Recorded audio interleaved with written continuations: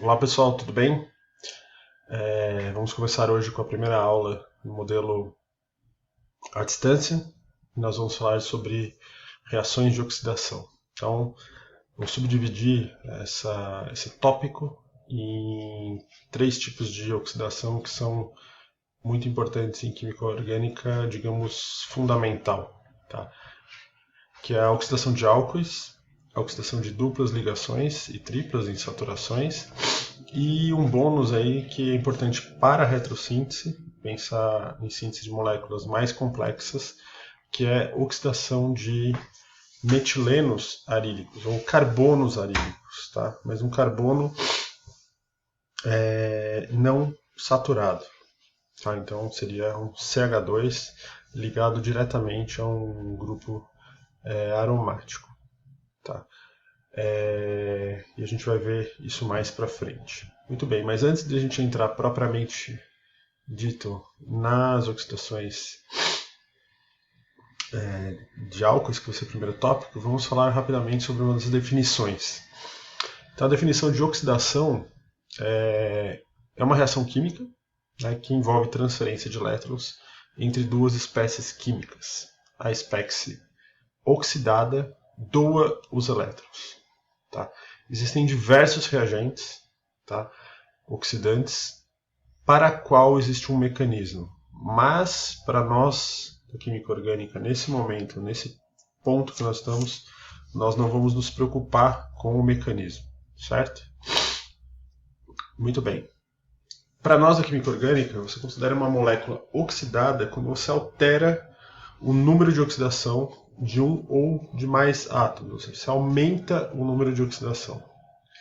Tá? E a gente vai focar exclusivamente na oxidação do átomo de carbono. Tá? Vocês vão encontrar nos livros texto oxidação de nitrogênio, de enxofre, que são muito importantes. Porém, para a gente, nesse momento, a gente vai focar na oxidação do átomo de carbono e o fundamento é exatamente o mesmo. Tá? É exatamente a mesma coisa, porém, você vai chegar em grupos funcionais diferentes. Muito bem. Então, por que não está na apresentação? Agora sim. Desculpe a falha aqui. Então, nas reações de oxidação de carbono, nós temos aqui o carbono menos oxidado, tá, o mais reduzido, que é o metano.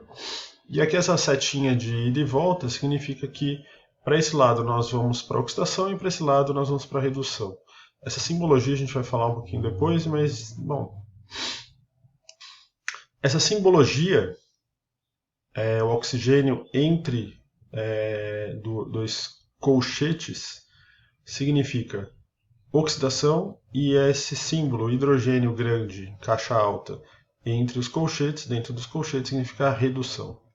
Então, oxidando o carbono, você vai para um carbono, um álcool, né, que é mais oxidado. Oxidando o álcool, você vai para um aldeído. Oxidando o aldeído, você vai para um ácido carboxílico.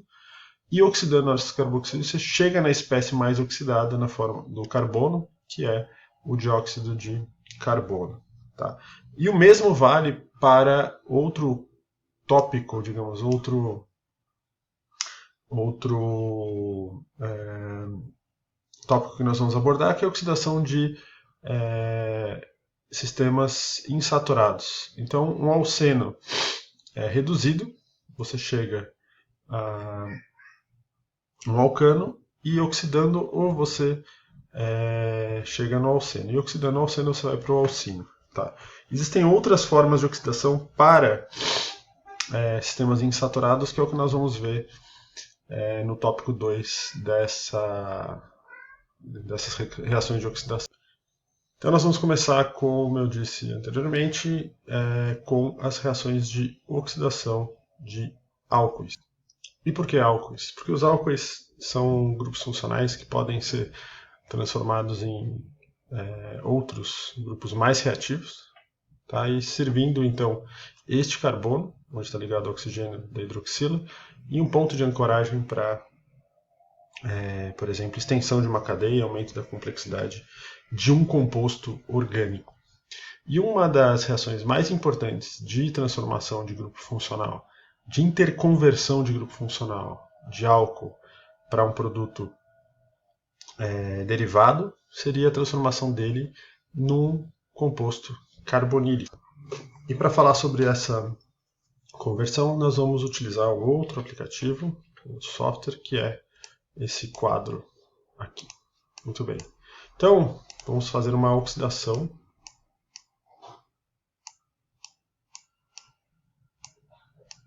de um álcool, esse álcool que é o isopropílico, ou 2-propanol, e vamos transformá-lo através de uma reação de oxidação, ou seja, com oxidante adequado, num produto derivado, um produto de oxidação, que seria, nesse caso, a acetona.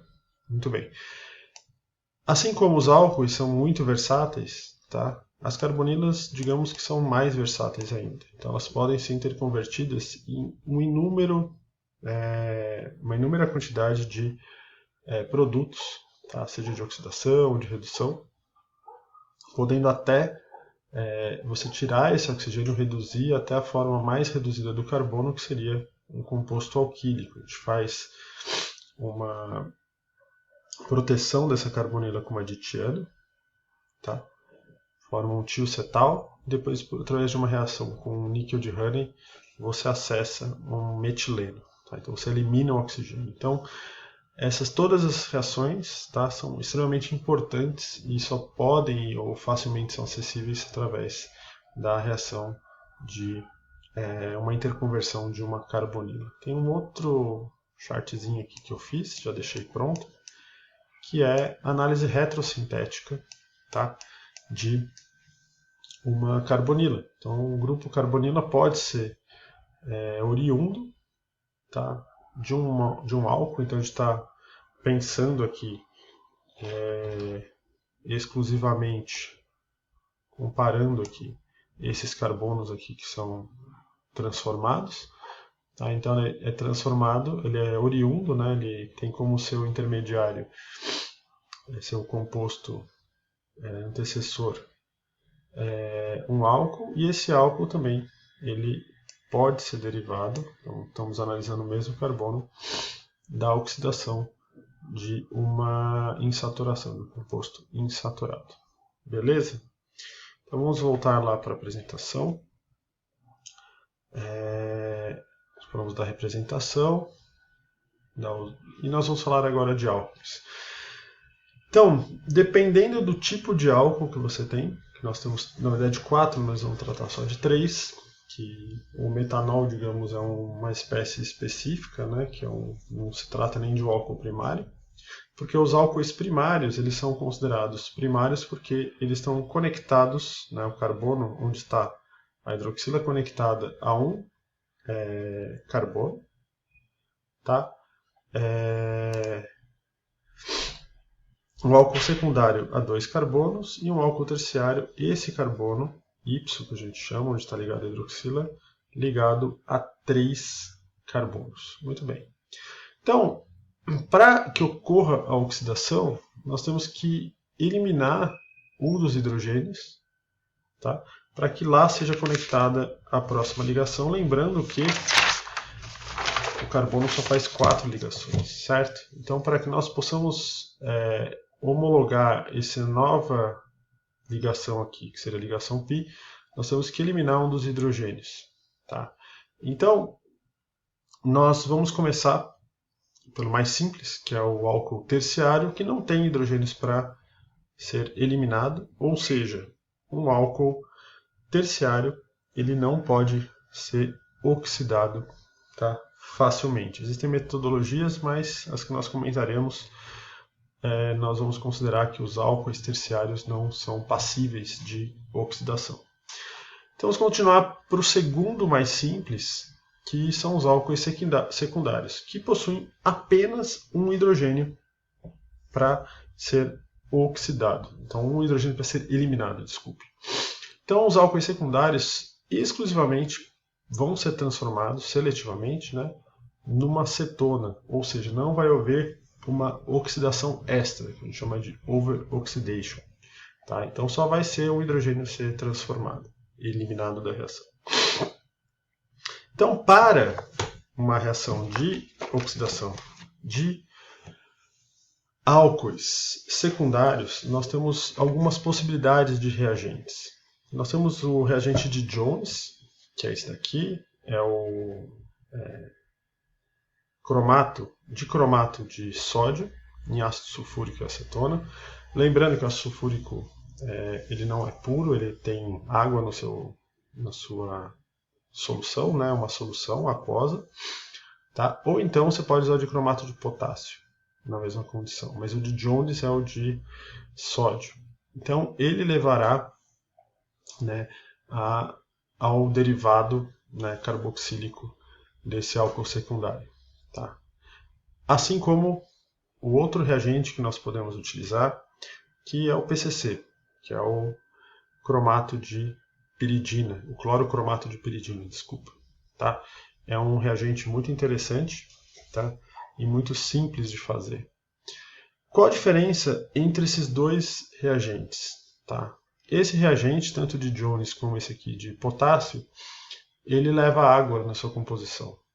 Tá? Então, a água pode causar algum problema, a água acidificada, né, o hidrônio, pode causar algum problema na sua estrutura, não necessariamente na carbonila, mas sim em outros trechos da sua molécula. Então nós vamos usar, para explicar esse conceito rapidamente,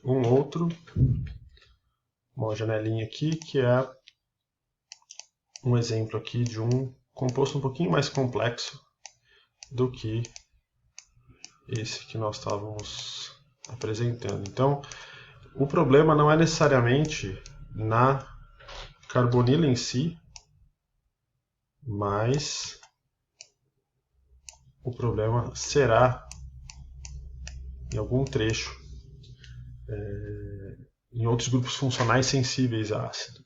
Então, por exemplo, numa transformação desse álcool similar àquela que eu mostrei para vocês, não tem problema nenhum a presença do íon hidrônio, de água mais H+.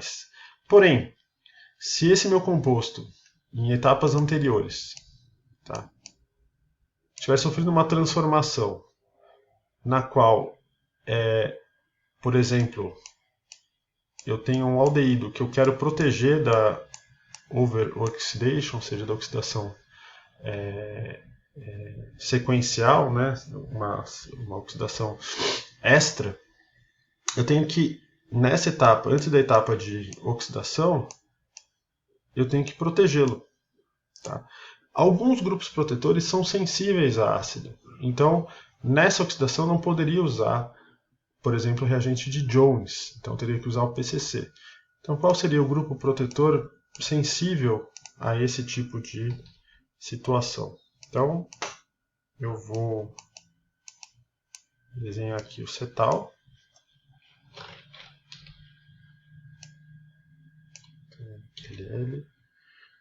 LCC.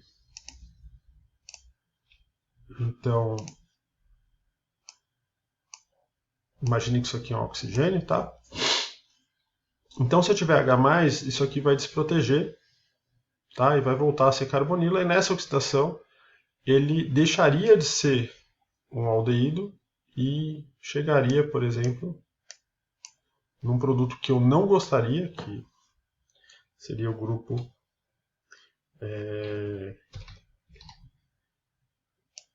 seria o ácido carboxílico.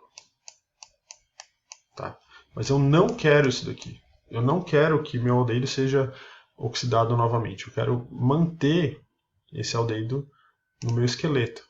Então, para isso, para evitar que isso ocorra, o que eu vou fazer é usar o PCC.